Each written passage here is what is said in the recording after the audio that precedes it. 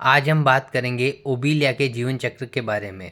ओबीलिया के जीवन चक्र में लैंगिक द्विरूपता पाई जाती है। लैंगिक द्विरूपता का मतलब होगा इसमें दो तरह की अवस्थाएं पाई जाती है।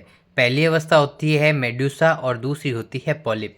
मेडूसा अवस्था होती है वह छत्राकार या छतरी के समान होती है और यह लैंगिक अवस्था होती है, जबकि पॉलिप अवस्था एक बेलनाकार अवस्था होती है और यह अलैंगिक अवस्था होती है। ओबीलिया के जीवन चक्र को हम कुछ स्टेप्स में विभाजित करेंगे। पहला स्टेप होगा मेडूसा का मुक्त होना। ओबीलिया की बॉडी से बडिंग की प्रक्रिया द्वारा छोटे छोटे मेडूसा बनते हैं जो कि पानी में मुक्त हो जाते हैं। दूसरी अवस्था होगी निषेचन की अवस्था। जब मेडूसा पानी में मुक्त हो जाते हैं तो इनके अंदर दो तरह के मेडूसा बनते हैं, एक नर मेडूसा और दूसरा मादा मेडूसा।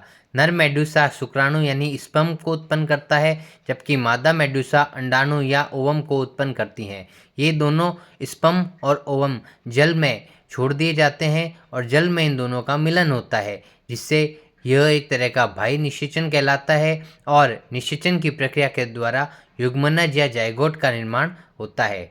तीसरी अवस्था होती है विदलन या विकास की अवस्था। जब जाइगोट में होलोब्लास्टिक मतलब पूर्ण विभाजन होता है तो एक गोल गेंद जैसी संरचना का निर्माण होता है, जिसे हम मोरूला कहते हैं।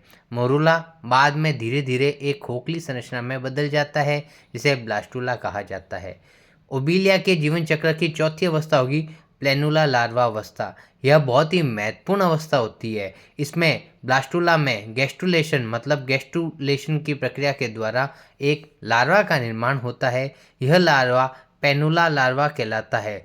यह लार्वा स्वतंत्र रूप से जल में तैरता रहता है क्योंकि इसके शरीर पर सीलिया पाए जाते हैं। कुछ समय तक तैरने के साथ यह भोजन की तलाश भी करता है। ओबीलिया के जीवन की अगली अवस्था होती है कायंत्रण की अवस्था। कुछ समय तक जो प्लेनुला लार्वा होता है वो सीलिया के द्वारा पानी में तैरता है, लेकिन थोड़े समय पश्चात वह अपने सीलिया को खो देता है और समुद्र के तल में किसी ठोस चट्टान से चिपक जाता है। अब यह पॉलिप अवस्था में विकसित हो जाता है।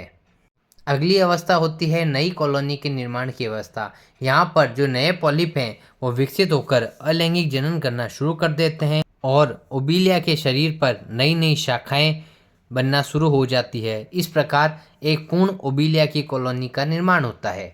इस तरह से ओबीलिया का जीवन चक्र संपन्न होता है।